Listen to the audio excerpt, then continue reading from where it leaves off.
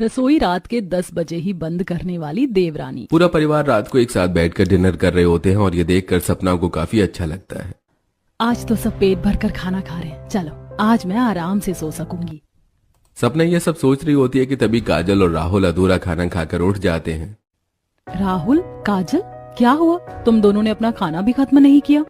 भाभी मेरा पेट भर गया, अब नहीं खाऊंगा। और भाभी, मैंने दोस्तों के साथ बाहर कुछ खा लिया था, अब नहीं खाया जा रहा। माँ, बुआ और चाचू को भी डांटो, जैसे खाना ना खाने पर मुझे डांटती हो। देख लो, तुम लोगों की वजह से राजू भी बिगड़ रहा है। बहू अधूरा खाना खाकर जा रहे हैं ना, जाने दे। अगर तुझे परेशान करें तो दोबारा खाना मत देना। मुंह बनाकर काजल और राहुल अधूरा खाना खाकर अपने कमरे में चले जाते हैं, जिसके बाद सभी को खाना खिलाकर सपना भी आकर सो जाती है। और रात के 1 बजे काजल सपना को फोन करती है। भाभी सो गई क्या?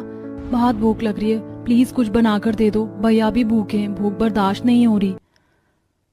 और तुमने ही तो कहा था कि तुम खाना खाकर आई हो। फिर मेरे पास बैठकर बातें करना बंद करो और जाकर उन्हें खाना बनाकर दे दो, बेचारे भूखे हैं।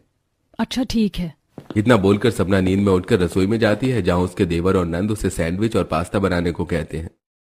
भूख की वजह से तो नींद ही नहीं आ रही है भाभी, अब जल्दी से सैंडविच और पास्ता बना दो। हम दोनों अपने कमरे में जा रहे हैं और हमारा खाना कमरे में ही लेकर आ जाना। धीरे धीरे ठंड बढ़ती जा रही है, रसोई में तो बहुत ठंड लग रही है। भाभी अब थोड़ा जल्दी खाना बनाकर लाना, मैं तो चली कमरे में, बहुत ठंड लग रही है यहाँ तो। नंगे पैर रसोई में 2 मिनट खड़े होने पर ही राहुल और काजल को ठंड लगने लगती है और वो दोनों कांपते हुए अपने कमरे में चले जाते हैं। तो वहीं बेचारी रसोई में खड़ी होकर सपना फिर से ब्रेड निकालकर तवे पर सेकती है और कुछ सब्जी काटकर दूसरी तरफ पास्ता उबालने के लिए रख देती है और खुद से कहती है, अभी तो ठीक से ठंड भी नहीं आई, लेकिन लगता है शॉल स्वेटर निकालने पड़ेंगे जल्दी। रात में इस वक्त तो ठंड लग रही है, पर देवर और नंद को इससे क्या, जब भूख लगती है भाभी याद आ जाती है। रात के 1 बजे सपना अपनी नंद और देवर को खाना देकर सोने चली जाती है और काजल राहुल खाकर गंदे बर्तन सिंक में रख देते हैं। अब जब सुबह 4 बजे आशा रसोई में आती है तो गंदे बर्तन देखकर जाकर अपने बहू के कमरे का दरवाजा पीटती है।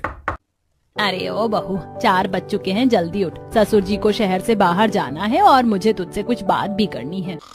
यार सपना, तुम्हारी वजह से मेरी नींद भी खराब होती है, बाहर जाओ, माँ बुला रही है। दिवाकर के उठाने पर सपना बाहर आती है और आशा उसे रसोई में ले जाकर गंदे बर्तन दिखाते हुए कहती है, बहू ये क्या है, बता जरा। तुझे मैंने बोला है ना कि हमारे घर का रिवाज है, गंदे बर्तन सिंक में नहीं रहने चाहिए। पूरी रात गंदे बर्तन सिंक में पड़े थे। माँ जी, मैंने तो सारे बर्तन साफ कर दिए थे। रात में नंद जी और देवर जी को भूख लगी थी, उनके लिए मैंने पास्ता और सैंडविच बनाया था, ये उसी के बर्तन हैं। जानती हूँ मैं तो खुद उन्हें टोकती हूँ, पर क्या करूँ, ये लोग किसी की सुनते कहाँ हैं। पर तू इस घर की बहू है,